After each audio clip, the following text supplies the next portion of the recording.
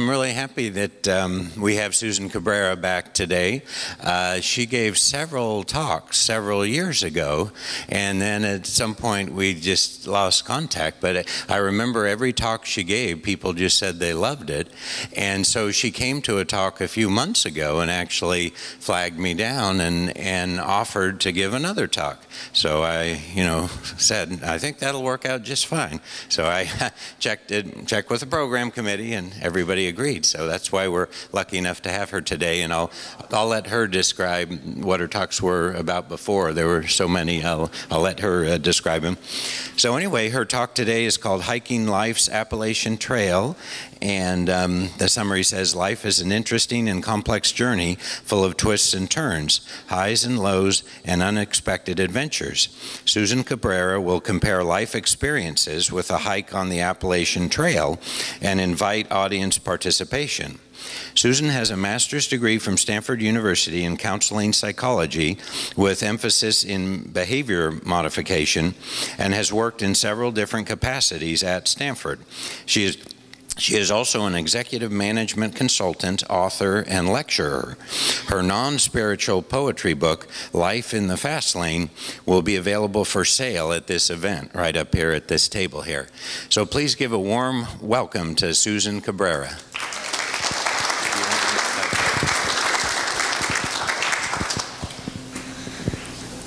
Thank you so much, Brian, and I'm delighted to be here again.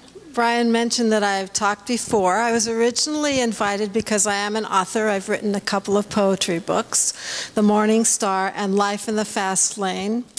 And it was just delightful speaking with a group of humanists. This was back at the Mitchell Park, is that what it was called? Yeah. Then Brian, knowing that I had the psychology background in addition to being an author, asked me, would you be willing to speak on a topic? I said, sure, no problem. What would you like me to speak on? And he said, I'd like you to talk about forgiveness. So that's a topic that I frequently speak about. And then after that, he said, well, I'll just give you carte blanche. What would you like to talk about next time? So the last time I spoke was here in this room, and my topic was emotions can improve your life. Some of you might have been at that one as well.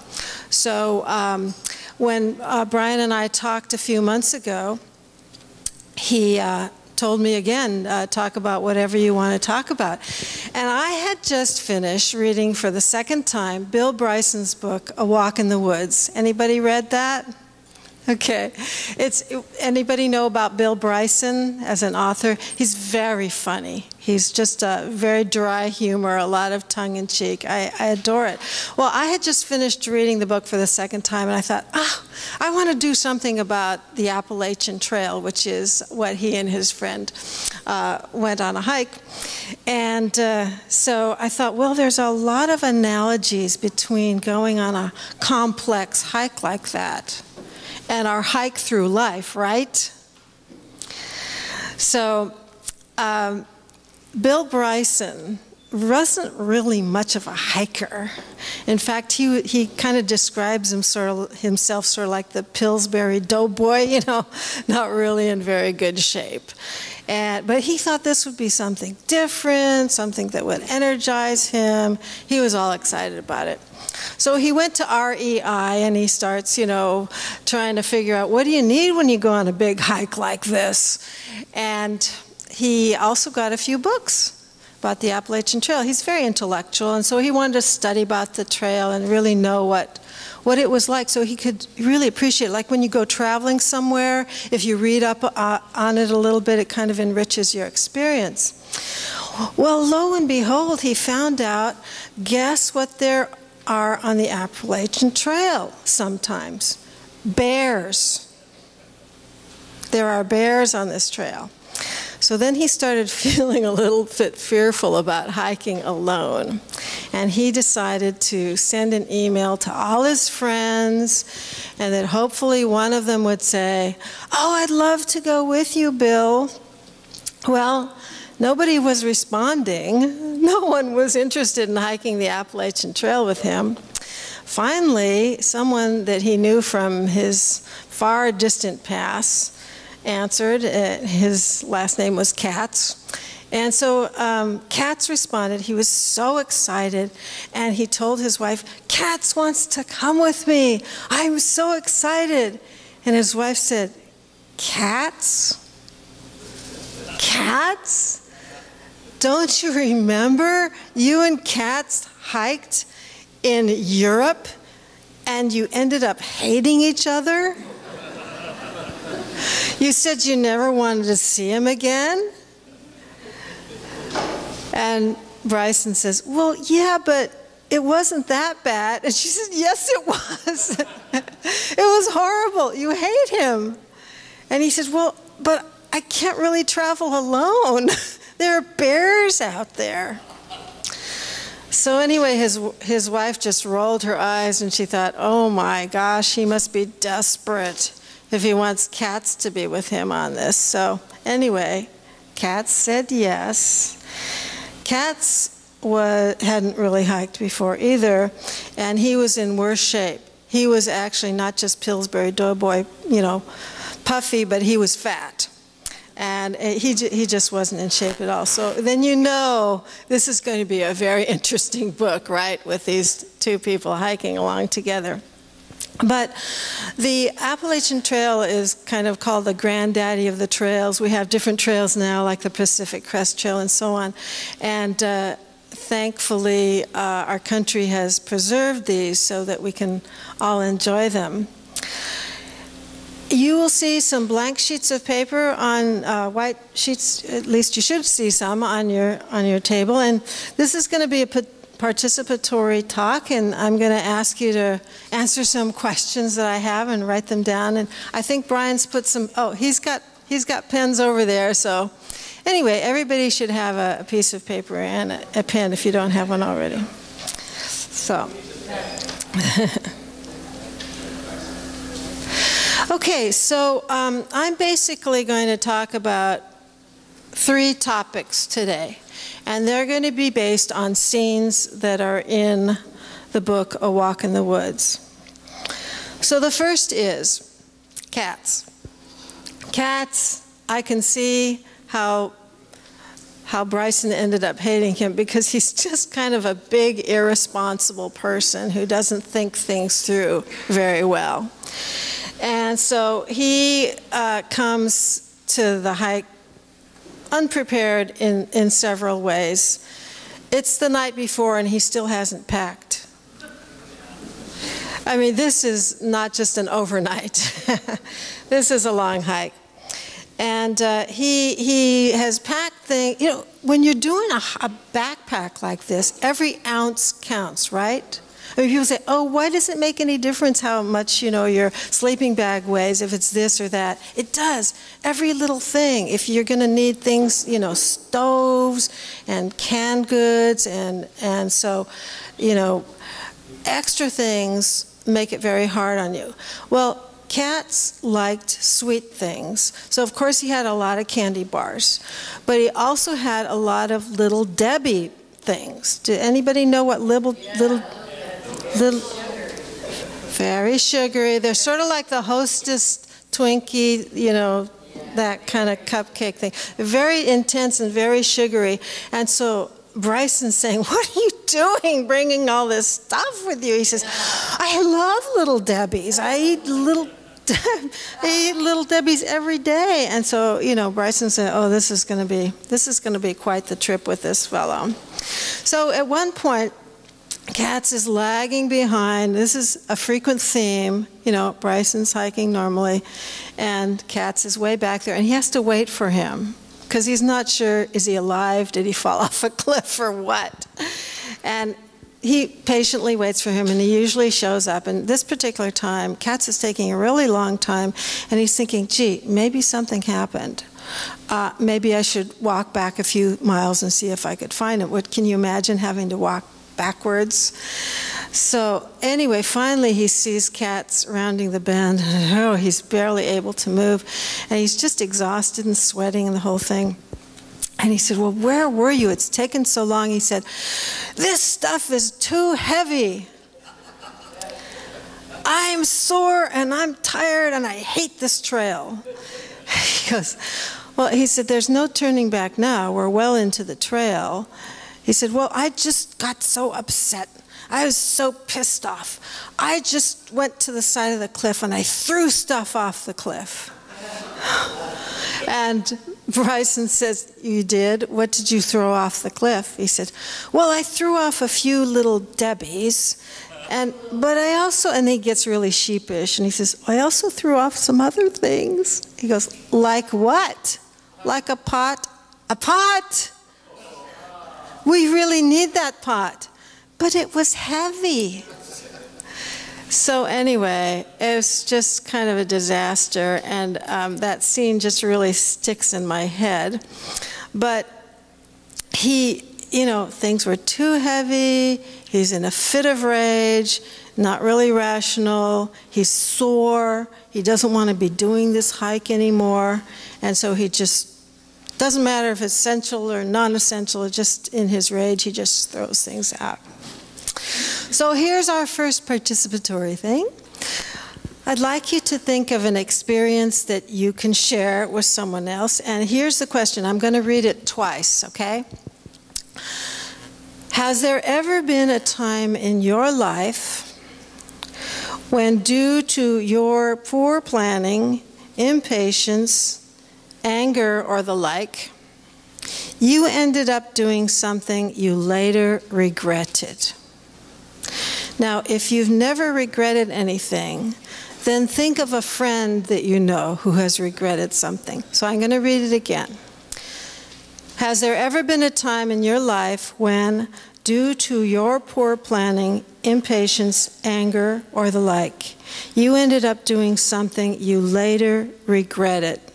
So I'm going to ask you to take that blank piece of white paper and write down something that either happened to you or someone else that you'd be willing to share with someone else. They're not going to see what you wrote, so don't worry about spelling or anything. It's just for discussion purposes, okay?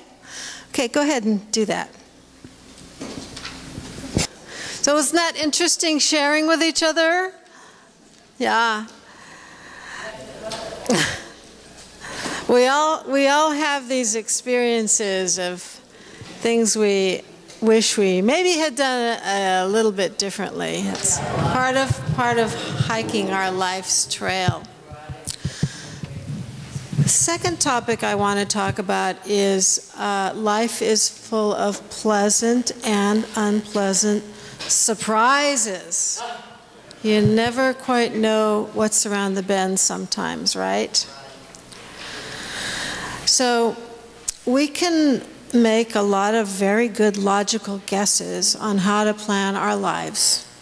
And I think all of us here are old enough, even the youngest of us in this room, already know that no matter what you plan, sometimes it's not going to exactly turn out the way you'd like it to or the way you think it should turn out. So we can't know for sure. We can plan, but we cannot know for sure what's going to happen. So I'm going to give you two examples from Walk in the Woods, Bill Bryson's book, of something pleasant and something unpleasant. So the pleasant was, there are certain parts of the Appalachian Trail where it's so overgrown, you're just putting one foot in front of the other, and every tree and every bush looks alike, and you can't see the sun. Has anyone been on the Appalachian Trail? Yeah, you can attest to this, right? It's depending, I guess, on what part you were on. But it's the Appalachian Trail, it's back east. Georgia to Maine. Georgia to Maine. I was on the long trail. Oh, he was on the long trail. Oh, great, we have an expert amongst us. Yay! Oh, small part. Most people do a small part. But in any case, there's different terrain that you go through. And there's certain parts that are very, very heavily wooded. You don't hardly see the sun. You're just almost going like through a tunnel. And so it's rocks and stream beds. Some very dry areas, some very steep areas, some very flat, boring areas. It's just a little bit of everything, just like life, right? So you have to be prepared for anything, but it is full of surprises. You never really know. So after about 5 hours of hiking, Bryson says it was a thickly wooded area where you could barely see the sun. It was just a matter of, it's kind of boring in a way, you know? Every tree looks alike after a while, trudging through, and all of a sudden, he came to a clearing. And it was absolutely breathtaking view of just beautiful scenes going on, and you didn't know this was out there because you're in this tunnel of enclosed darkness with all this foliage, which is pretty in and of itself for maybe a couple of hours, but it just kind of makes you really appreciate life when all of a sudden you see a panoramic view. Those of you who are hikers know what I'm talking about. It makes it even, you appreciate it even more after you've been through something that feels like drudgery or that feels a little boring. It's just a superlative experience that you have. And when you're in that tunnel of trees, you know theoretically it's out there, but you don't have that experience within you. So when you see it, it really touches your heart, doesn't it?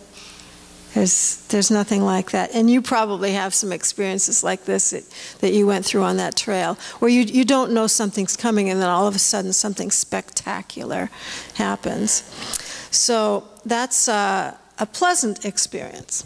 So an unpleasant experience that Bryson talks about is that they had, has anyone read A Walk in the Woods? Okay. So they had settled in at night close to a stream, and they had separate tents, and all of a sudden Bryson hears something rustling in the woods, and it sounds large, very large. And so he starts getting nervous, and he says, "Cats, cats, wake up." Cats is this, big overweight guy. "Oh, don't bother me, I'm trying to sleep." "No, there's something out there. There's something out there. We have to be careful. Do wake up." "No, I want to go to sleep. Leave me alone." Well, anyway, so Bryson realized he was pretty much on his own because Katz was doing his own thing, trying to sleep. And the sounds got stronger and stronger, and so he, it's a thin piece of nylon into the tent and whatever this big creature is. And so he thinks, well, I better grab my knife, right? Just in case. This nylon's not going to protect me too much. So he's looking all over for his knife, and he can't find it. And then he realizes, oh, that's right. I left my knife outside. So his knife is not too far away. It's about 3 yards from the tent.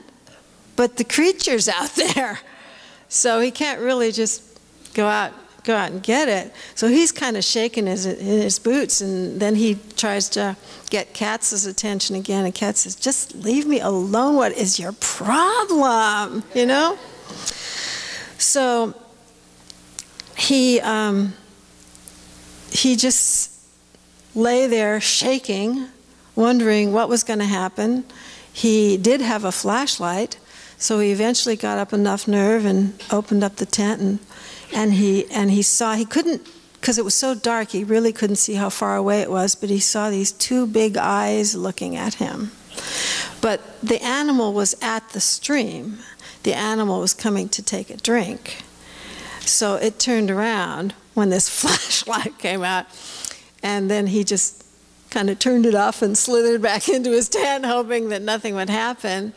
And indeed, nothing did happen, but he probably lost a few years of his lifespan in the fear that he had of what might have happened. And they never figured out what the animal was. I think I might have to write to Bryson, because there must have been some sort of prints, paw prints or something, because it was close to a stream, right? I think there would be some sort of a print. I will write to Bryson and settle that for myself. So life is, you know, full of, you just don't know what's around the corner. Even if you prepare, you might be surprised.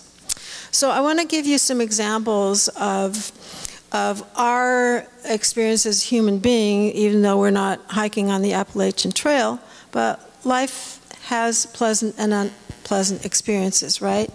Anybody here not ever had a really pleasant experience or a really unpleasant experience? All of us have, even if it's in our childhood, that, you know, way back. We do, because guess what? Like the bumper sticker says, life happens. If you're alive, it's happening to you. So here's some examples of pleasant surprises. So you have been diagnosed with a life-threatening illness, and it's very serious. You have a very low percentage of living beyond a year's time. And then your problem disappears. Could be you had tumors, the tumors disappear. Could be you had a blood infection that was going to kill you somehow, and no one knows why. The doctors don't know why, you don't know why, but it happened. And all of a sudden, you're elated and you're going to live a little bit longer. Or you go to get your car repaired, and they tell you, we're very sorry, but this is going to run you about $3,000. It happens. And that's a lot of money, but you love your car. I'm speaking from personal experience. You love your car. I fall in love with my cars. And so it's worth it. It's worth it. And then you find out 2 days later, another mechanic looks at it and says, oh, you didn't check such and such. It's only going to be $200. Wow. Yay! Lucky day.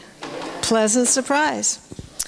Or you are working, you're a very good worker, you're very conscientious, and your boss comes up to you and says, you know what, we'd like to promote you to such and such. Total surprise to you. You had no idea this was coming. And you tell them, well, this is a surprise. And they say, you know, we've been watching you. We've been observing you. And we feel that you're supervisory or management material, whatever. So this is a pleasant surprise, right? So another example might be you might have a daughter or daughter-in-law who couldn't conceive. They really wanted to have children. And that's just the way it was. I mean, life happens. And all of a sudden, she becomes pregnant. And everybody's very excited about that. So examples of unpleasant surprises might be you're a health nut, you eat well, you exercise, you take your vitamins, you do the mental, physical, everything you're doing is to promote your health and you feel really good. And you go to the doctor and you find out you have a serious heart condition. This happens. Sometimes we don't really know what's going on in our bodies. We could have tumors, we could have things that our lymph system might be out of commission, but these things do happen. Sometimes you wonder, well, why the heck did I spend all that time being so healthy if I was going to end up getting sick? But these things happen. So another example of an unpleasant surprise would be after a heavy rain, a tree falls over on your house. And I had this actually happen to a friend of mine. She was in the bathroom, going to the bathroom, and went out. Literally about 5 minutes later, she heard a huge crash. A big oak tree crashed. Had she been sitting on the toilet, bye-bye. She would have been dead. So another example would be you've been married for 25 years, you have a happy marriage, everything's fine, and then your spouse comes and says, you know what, I've been dating someone else, I'm leaving you. And this happens. You think everything's okay, and then this huge shock happens. And then the last example I have of some unpleasant surprise, which is something that happened to me. I was sitting, do you know, are most of you from the Palo Alto area? Probably. Anyway, if you're coming from 101 on University Avenue, there's sort of a turn in the road where Lincoln comes in to University. So the road goes this way, and I was turning left. So if I literally went straight in my car, I'd be coming into oncoming traffic. So I'm turning left, and I'm so thankful that I looked in my rearview mirror, and here was this car. I was stopped because the traffic was in front of me. I had to wait till it cleared to turn left. There's this car coming in back of me, and it's not slowing down. It's going like 35 miles per hour, and I thought, oh, this is kind of funny, but the guy wasn't slowing down at all. So what I had to do in order to not crash into the oncoming traffic because of the curve was to put my brake on as hard as I could and to brace my head on the back of the headrest so that I wouldn't get a whiplash, and hope that, I could hold on the brake strong enough. And sure enough, he hit me at 35 miles per hour. And if I hadn't seen him, can you imagine what would have happened? I would have gone on to ongoing traffic. I would have had at minimum a whiplash, if not something else. And this was in the age where there weren't airbags either, so it would have been really disastrous. Well, I sat there pretty shook up, and I was looking in my rearview mirror thinking that out of courtesy, this fellow would come out and say, sorry, ma'am, let's exchange, whatever. He didn't get out of the car. He just sat there. And he was with a buddy. And his buddy just sat there. They both just sat there. And so I get out. I look, my rear ends, my bumper it was so hard, my bumper is smashed into my car. Do you know how violent that is for a bumper to go into a ar? And so they're sitting there. I go up and I see their eyes are totally glazed. They're so drugged. They don't even know what's going on. And it was a bad scene, but that was something unpleasant, and I didn't know that was happening, but it did. So I want to do another experience to share, and here it is. Recount a pleasant surprise that's happened in your life. We're not going to do an unpleasant one. We're only going to do a pleasant one. So I would like you to think about a pleasant surprise, not something that you planned, but just like something happened to you that was wonderful and it was a surprise. Can you think of that? Just write that down. All right, the third and final thing that I'm going to talk about is the concept of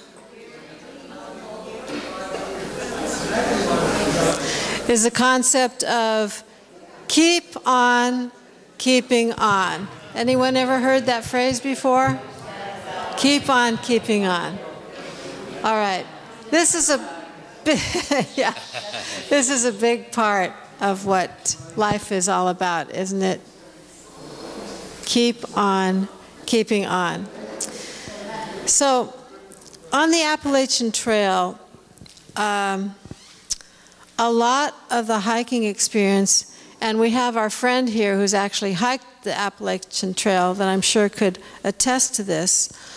A lot of this is just putting one foot in front of the other. It's not all gorgeous and happy and exciting. A lot of it, and depending on what part of the trail you're on, of course, also. But it's just forcing yourself to move. There isn't a lot of motivation other than, I got to get out of here, I got to finish this. It's not exciting. It could be dark. It could be dry. It could be unpleasant. but you can go through miles and miles of the same terrain. And life is like that sometimes, isn't it? And in fact, sometimes it can even be boring or a drudgery to some people because there's so much sameness day after day in some of our lives. And even for those of us who have what we consider exciting lives, there are still times when you might feel bored, or you wish you had a different scene to look at or something. But I'll give you a few examples. So on the Appalachian Trails, there are areas that are so overgrown, as I talked about earlier, that you can't even see the sunshine. And it is boring. The trees all start looking the same. The path all starts looking the same. If it's not particularly rocky, there's nothing particularly to be careful for. So you're going through this, and without the sun, that's not very interesting, is it? Could be pretty boring. But if you want to get out of there, what do you have to do? You have to keep going. You have no choice.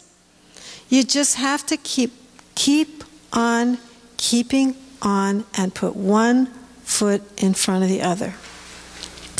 I remember hearing a story, which I really love, about an old king who was very wise, but he wanted to put an inscription inside his gold ring. And he thought, something to remind him in good times and bad times, something that he could look at that would be very wise for him to think about. So he gathered all the wise people in his realm, and he says, I want to put something in my ring. So all of you come up with an idea. And they all came up with what they felt were great ideas. And the one that he chose was the phrase from one of the wise people, and it said 4 words, "This too shall pass." This too shall pass. There's nothing in life that isn't going to pass and that isn't going to end. Even our lives. Everyone in this room is going to die. Did you ever think about that? There's no exceptions, death and taxes, right? So this too shall pass. When we're going through life and it's full of drudgery or no light, believe me, even if it's death, this too shall pass. The other analogy is with going through a long stretch of dry and rocky times. So the sun's beating down on you, you are thirsty, you may or may not have enough water, it's rocky, it's hard even with a good pair of boots, hiking boots on. Those of you who are hikers know it can be dangerous. Twist an ankle, fall over, a little stone can change your life. How about something that's dangerously steep? Hiking up or hiking down. Both, if they're very steep, can be very, very dangerous. And then setting up, taking down. Setting up, taking down. You know how many times you have to set up your tent and prepare your food and do the whole thing on a trail like the Appalachian Trail? The Appalachian Trail is just temporary, but life is for as long as we live, right? Every day. Some of us are still working. We have to get up, set the alarm, go to work, eat breakfast. You gotta get into this routine, and it happens every day. Unless we decide to take our lives and die prematurely from what nature intended, we're going to just have to keep on keeping on. And a lot of it's routine, isn't it? Maybe even boring, but that's part of what life is. And all of those are analogies that we can learn from the Appalachian Trail. So I brought along a little card. I'm going to open it up to questions in a bit, but I brought along this beautiful card that I bought at a boutique the other day. It was so beautiful, I bought 2 of them, and I thought I'd share this one with one of you. And so on the white sheets that you had on your table, I put 4 dots on the corner of one of them. Does anyone have the sheet with it's the white sheet with the 4 dots? Anybody have that one? You have it? Dad is, hey, we got a winner. Isn't that beautiful? There you go. Oh, congratulations. Congratulations. Okay, let's, would anyone like to ask any questions or share one of the interchanges that they had with their newfound friend? Yes. Oh, yes. Wait for the mic. Here it comes. Oh, thank you. Well, just very quick. When you said keep on keeping on, it reminded me of Ross Perot in his speeches when he was running for president. He would every now and then said, keep on trucking. Keep on trucking. Yeah. It's the same concept. Yeah. Remember those cartoons with the big feet? Yeah. Hey. Oh. You sure? Yeah. Go on. I'm loud enough. The butane, you know, when you were talking about the little Debbie's at the beginning of the trail. Okay, let me stop you right there. Can everyone hear her clearly back there? Yes or no? They think you need the microphone, so. Okay, I'll talk quietly. Remember at the beginning you were talking about the little Debbie on the trip? Mm-hmm. Well, if you know about the Butankos, they do a raw food book and a restaurant, but that was the whole reason why she put her family on the Pacific Crest Trail, because her husband was overweight and she couldn't get them to lose weight and get off their junk food, like the little Debbie you were talking about. So she took them all on the Pacific Crest Trail and they had to eat mulberries and stuff on the trail, and they all lost weight. And then they ended up being very famous nutritionists. You know, they write a lot of books and stuff, and their son is a really high inspiring chef and daughter. That's amazing. Give us their name again.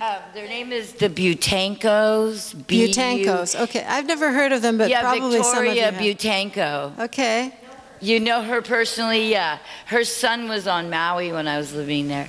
And then one more story. I was working with a Native American Indian drumming. She was teaching my daughter and I drumming, and her son was having, I don't like to say it like this, but you know, he was having mental problems, whatever that means. So instead of sending him to a psychiatrist, she sent him on the Apache Trail to help heal his soul. So those were interesting things that beautiful. Connect with the Appalachian. Thank you for sharing those stories. Those are really great. Anyone else? Brian. Yeah, I just thought I'd mention that quite a few years ago, Bill Jacobson, who was the executive director of this group for 20 years or so, he was summing up what he thought was one of the most important things in life, and he said it could be summarized by the phrase, "This too shall pass." So I was going to say, you're in good company. Bill Jacobson agreed with what you said about that. Excellent. Anyone else? Okay. Well, I hope all of you got something out of this today, and we're all hiking this Appalachian Trail together, aren't we? Okay. I just want to tell you, from my heart, I wish each of you much happiness, much health, much success, and that you look forward to your trail, even if it's a hard, challenging one, because life is good. Susan, we do have a few more minutes for lunch and another question, if you're willing. So the guy out there with the lion intrusion, they have these, I know fire is supposed to ward off evil animals. They have these new million candle power lights. I wonder if a bright light would have an effect on these wild animals without real, I mean, if fire would make the animal think twice, would a million candle power light, would that send it packing, you know? And then also, the more important part of the question, how does that, in life, is the brighter the light, the better, you know, metaphorically speaking? Okay, thank you for your questions. I'm going to answer your second one, and then I'm going to turn to two people in the audience who are expert hikers that can answer your first one about the light and the animals. So the second one, I feel that we are on the earth here, and we have day and night. We have to have night because our bodies have evolved to need that, right? We need sleep, we need nourishment, we need our hormones to replenish. Everyone knows that sleep deprivation over a prolonged period of time could lead to major, major illnesses. We need to replenish. We need to have that cycle of light and dark. Now, in terms of the animals and the bright light you were talking about, do any of you, I know Barry Bolton is here, and do we have some expert hikers that can talk about the light and the animals? Barry, do you have a comment? How about you, the fellow who actually hiked the Appalachian Trail? You must know a little bit about hiking. I don't know too much about the bears on the Appalachian Trail, but in hiking the complete loop of the Sierras here in Yosemite, we sat around a fire up in the highest peak. They had a ranger educate us about bears and tell us that having gone through all the records of human contacts with bears in Yosemite, they discovered there wasn't a single contact. And that they've changed their policy of informing people if you see a bear to quietly walk away and leave your thing. And he told us if we see a bear, he wants us to stand by our food, literally. And he says the bear may charge you, do not run away, just shout at him. because they found they were training the bear that they could chase people away. Oh. And the bears do not hurt you. In Yosemite, there is no reason to fear a bear, according to this ranger. This is formal policy. Stand up to the bears. So I don't think you need to worry about bears if you're going to hike in the wonderful mountains we have here in Yosemite. But I have heard incidents of the black bears on the Appalachian of attacking people, actually, and of course the grizzlies. There are rattlesnakes everywhere. And if you run down the trail, you're going to step on one eventually. He will coil at you and hiss at you, and he's simply asking you, do you mean to hurt me? Exactly. Because he doesn't want to. Even then, if you step on you, he's probably still give you a second chance. He doesn't. He just wants to know, are you after me? They won't be after you. Right. Well, in terms of the person who asked the question, I'm sure that there'll be a lot of research done on that in the near future, and there should be some answers to that question. It's very interesting about the light that you brought up. Thank you so much. Okay, more questions or time to wrap up? I think lunch is about ready, so thank you very much. Okay, Susan. thank you so much. It's been a pleasure.